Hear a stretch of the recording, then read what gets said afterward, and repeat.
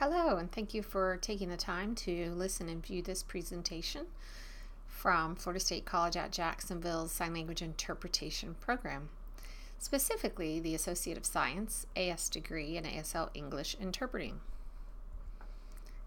Here in our Sign Language Interpretation Program, which is housed on the South Campus, we have a couple of areas of focus of the type of courses that we offer to students.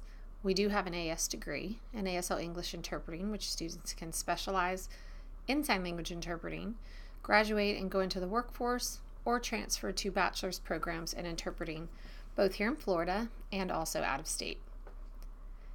Additionally, at the college, we have a huge Associate of Arts population, and we can meet the needs of students who are desiring to continue to study ASL or deaf culture, as all of our ASL prefix courses, which are listed here, all satisfy AA elective credits. We also have a direct path for UNF's Deaf Education program. Students can complete both the education and the ASL deaf-related courses that they need through courses that we offer in our program.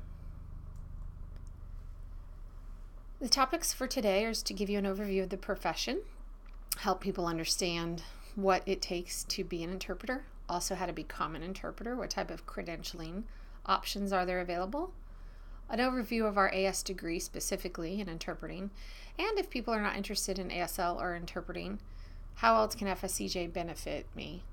Maybe if they are interested in ASL but not necessarily interpreting.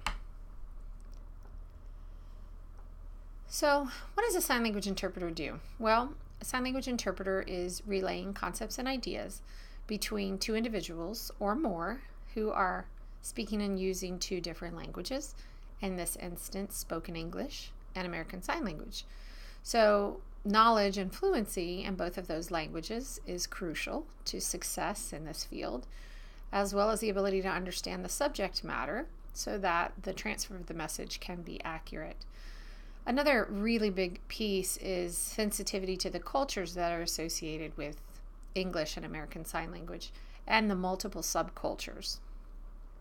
So they enable this cross-cultural communication between hearing and deaf consumers who are using ASL or English. Sign language interpreters work in a variety of settings. Pretty much anywhere a hearing person can go or be in a day, same could be for a deaf person. So interpreters are used in educational settings, both K-12 and in college vocational settings and universities, vocational rehabilitation, on-the-job training, other employment trainings, interviews, medical, religious, social service. They're, again, anywhere a hearing person can go to. Conference settings, performing arts, which is kind of specialized, and then a new and growing field is video relay or video remote interpreting.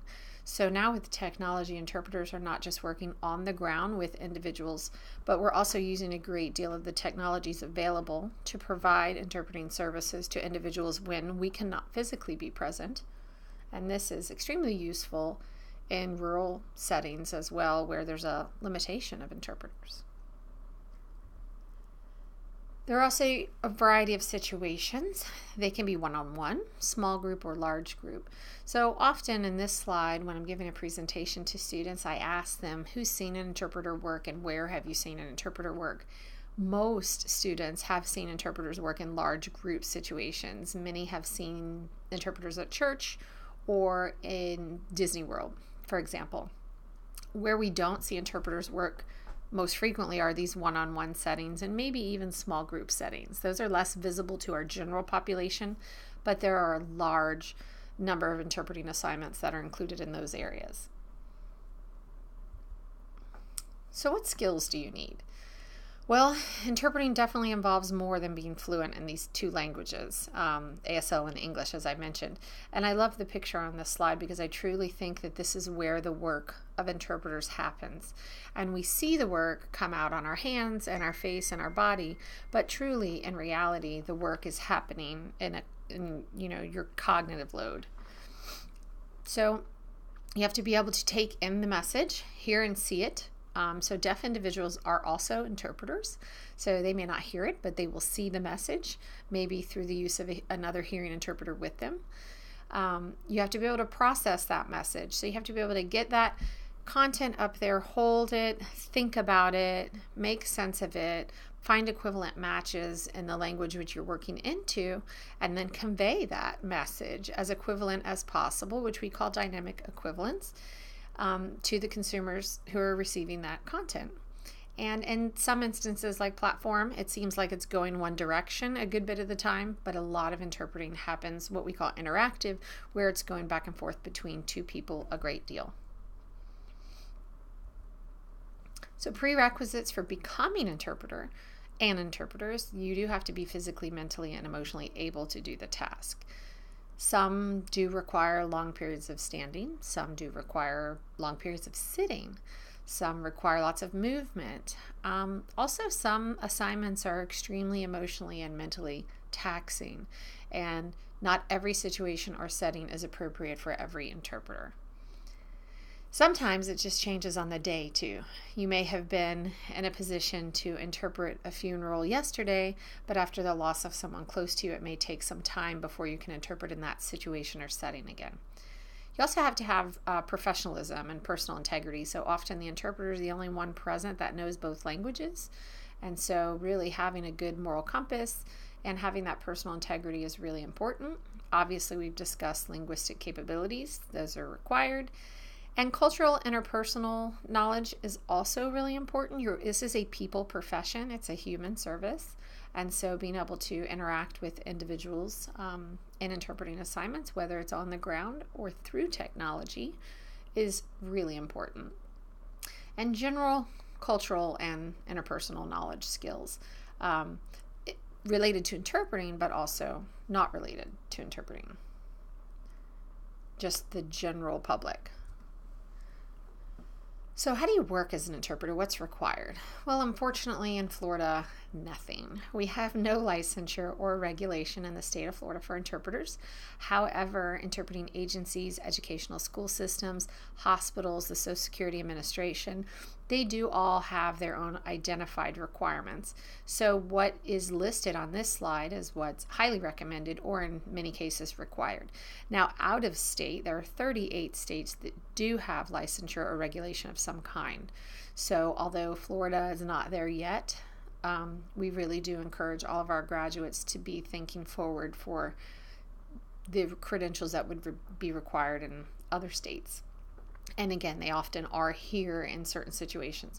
So in the past, the Florida Registry of Interpreters for the Deaf had their own assessment measure, which they used. But as of October 13th, that's no longer available. And the only way to be assessed for your interpreting abilities are two nationally recognized assessments. One is the National Interpreter Certification, or if you are a deaf interpreter, it's the Certified Deaf Interpreter Assessment. And then the Educational Interpreter Performance Assessment. So we call those the NIC and the EIPA in our field. And they vary, or they're different, I should say, in that the NIC is a generalist certificate, and it assesses mostly in adult settings and situations with adults, where the EIPA is K-12 specific and, of course, then uses K-12 situations and settings and content. And other ways that you could, I guess, what would be required to work is some places will have their own assessment measures that they do, and they won't require one of those, but they will require you to pass their screening process. And again, as I mentioned, out of state, 38 states do have regulation.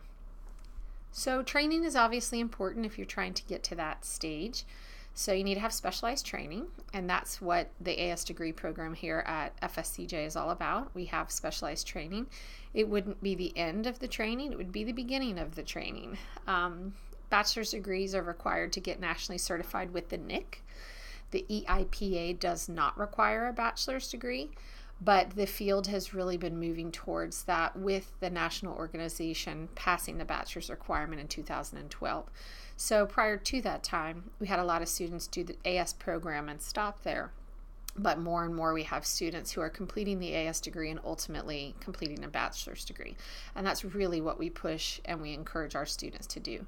We also have a great deal of students that have bachelor's degrees and come back to get the specialized training and interpreting from us. So here at the college, we offer the AS degree, as was mentioned. It provides that specialized training so that you can become pre-certified, and that typically means that you're on the path to certification and maybe have taken and passed some assessments along the way. We currently have a 2+2 articulation with the University of North Florida's interpreting program. And then we have informal agreements with the University of South Florida and Gallaudet University, but we're working to formalize those. Those are probably the three institutions that most of our students transfer to, but we've had students transfer to Siena Heights University and several other programs across the nation. So, job outlook. This is something that I think many people don't really think about. Well, they think about, but they don't realize how the job outlook does look positive for sign language interpreters. So the median pay, as you can see, is $46,000 a year with a $22 per hour average.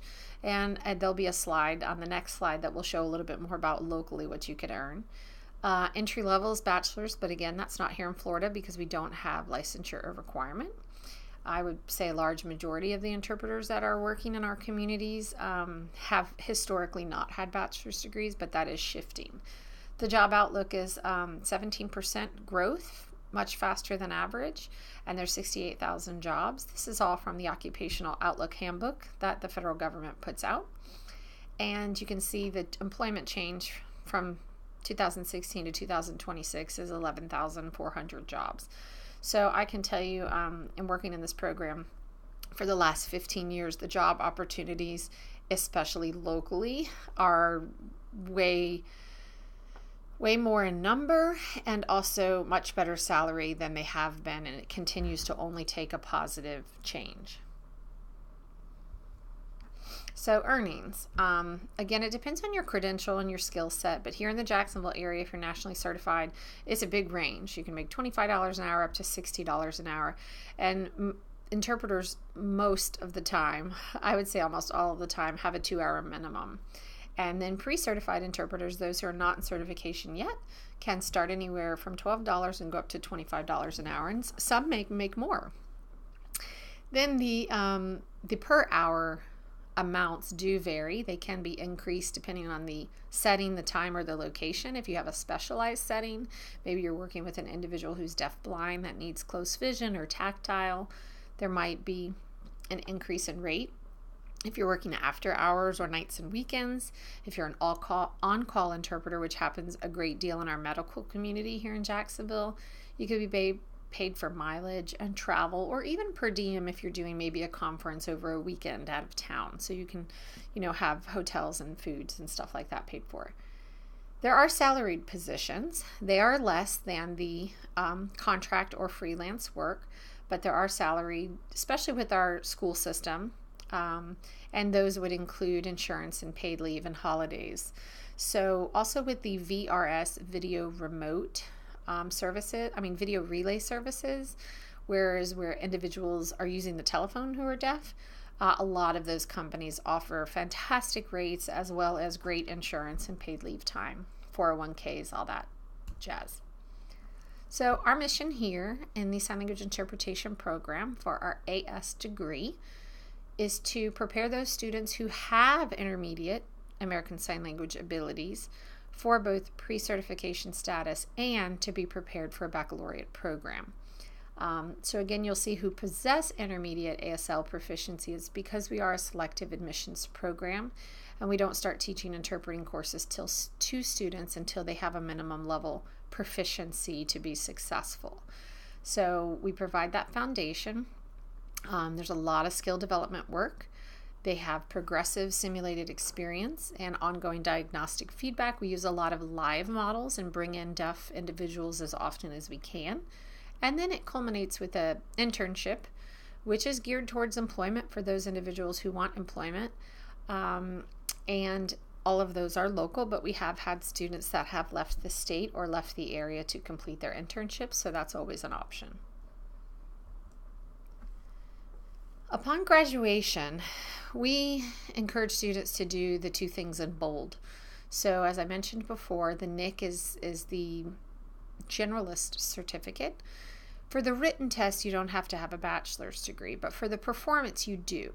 So really, if a student is only completing the AS here and they're not to the bachelor's yet, the written is what's in their reach. And after they take that test, they have 5 years to take the other portion of that test. So we really encourage students to complete that while they're here right after they graduate with us. Then for the EIPA, you don't have to have a bachelor's degree for that. And whereas the NIC, you have to take the written prior to the performance. For the EIPA, you don't have to. So you really could take the written or the performance first. So we really encourage our students to take the performance so that they do have some credential, some diagnostic measure from a subjective group of people in their hands when they go to gain employment. And we gear our program to end to culminate with these tests and include that in the final semester as well. So some of our highlights is we are an accredited program by the Commission on Collegiate Interpreter Education, CCIE, and the standards for which our accreditation was successful are all bachelor's level standards. There's only a handful of AS degree programs in the nation that are accredited. There's only 2 programs in the state that are accredited, and we are one of those. I believe we were the first in the state. We worked really hard, and what I tell students and families that means is that I'm not just sitting here telling people what our program is like, that we have been vetted in and out by the national accrediting body. Our degree is highly transferable to other institutions, and as I mentioned, we have a lot of students that have gone to Gallaudet, UNF, and USF, but students that have also gone to other places. It's selective access, and so students have to have ENC 1101 with a C or better, or the 1101C course that we have with a C or better, and they have to pass a proficiency exam in American Sign Language. So we do have a lot of students come out of high school that have taken ASL 1, 2, and 3 that have been successful on this test, or that have personal life experience. So you don't have to take coursework to pass it, although we do see our pass rate is higher for those individuals who have taken formal coursework.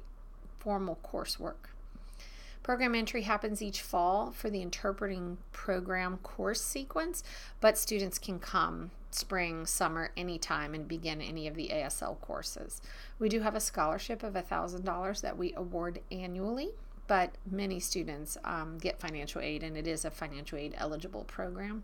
There are also a number of scholarships here at the institution aside from ours. We have a 24-student IMAC Sign Language Lab that's directly across from our suite here where all of our faculty and staff are located. And tuition is extremely affordable at an average of $7,500. And then, throughout the course of the 2 years, there will be additional expenses for textbooks and engagement in the deaf community and other things. Other highlights are our internships. We have internships with Duval County, Florida School for the Deaf and the Blind, the FSCJ college interpreters, several agencies in the area, and also the University of North Florida Office with Disability Services. And all of our instructors are highly qualified in both ASL and interpreting, and all the interpreting faculty are also nationally credentialed interpreters themselves. This is a listing of the folks that we have on board as of today, which is January 29th, 2018. And I am speaking, Lori Semino, the Instructional Program Manager, and I also teach ASL and interpreting courses on an as-needed basis. Then we have 2 full-time professors, Teresa Bugler, aka Terry, and James Pope.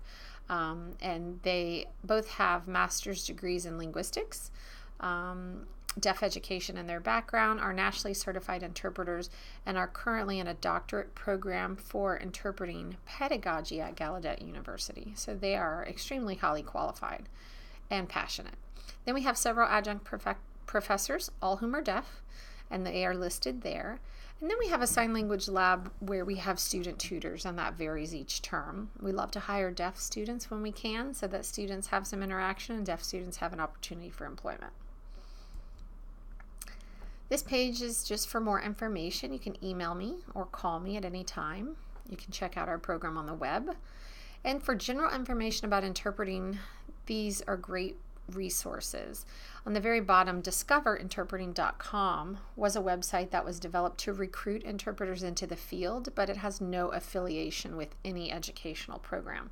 So it's an excellent starting point for a student and their family, and you as well, to learn more about interpreting, to identify what an interpreter does. So selective admissions I did mention actually with the ENC 1101, and that ENC 1101 or 1101C can be taken through dual enrollment or AP Lang, or they can take it in the summer before the program begins. And we have a lot of students who have completed AP courses before they enter our program if they're coming directly out of high school, and that significantly helps them in their progression of coursework, but it's certainly not required. Then the PACE we give several times a year, usually once in the fall, once in the spring, and then multiple times over the summer term. We do recommend 3 years of high school or 3 to 4 semesters of college or personal experience. And if a student's unsuccessful, they do have to wait a semester before they retake it. If they are unsuccessful twice, I try to sit down and have a face-to-face with them to make sure that this profession is a good fit for what their skill set is. Sometimes students test too early, and that's what the issue is. But other times, this is just not something that is within their skill set, and we help them explore other areas of careers in the field of deafness and American Sign Language. So if you have students or you don't want to become an interpreter, what else can you do at FSCJ? Well, I mentioned before, you have a listing of courses. So if continuing to learn the language or learn more about the culture, the linguistics, or how ASL discourse use of language occurs, these courses are available to any student that's earning college credit, and they do satisfy AA elective degree credits. So just to leave you with this last page again about, we do have the AS degree, we do have an AA degree that will get students on a direct track to deaf education, and then a general AA degree where students can take anything ASL deaf culture related in their general AA degree. So we may have a student that is doing speech language pathology that would like to learn sign language or audiology. Sometimes individuals had experiences in high school taking ASL, but they're going to be studying mental health, for example. And by continuing to learn this language, it will open up the door and opportunities for them to work with deaf individuals in their work. We have a lot of nurses. We have a huge allied health program here at the college, and we've had a lot of students in the allied health programs interested in at least basic communication in ASL, because we do have such a large deaf community in the Jacksonville, St. Augustine area. So if none of this ASL or deaf culture related things are of interest, FSCJ has a ton of programs and educational opportunities, over 150 degree programs and certificates. We have 13 bachelor's degrees, the Associate of Arts degree for transfer to the university, both traditional on the ground, hybrid options, or a degree that can be done completely online. We have Associate of Science degrees. The list is extremely long, and that link will take individuals to look to see anything from aviation maintenance and mechanics to occupational therapy assistant to funeral services, criminal justice, cybersecurity. We have a wealth of a large breadth of programs here at the college, and also technical certificates. And then there's continuing ed, workforce education, which is our non-credit side of the house. And there are so many opportunities, anything from yoga to Adobe Suite products. So check us out.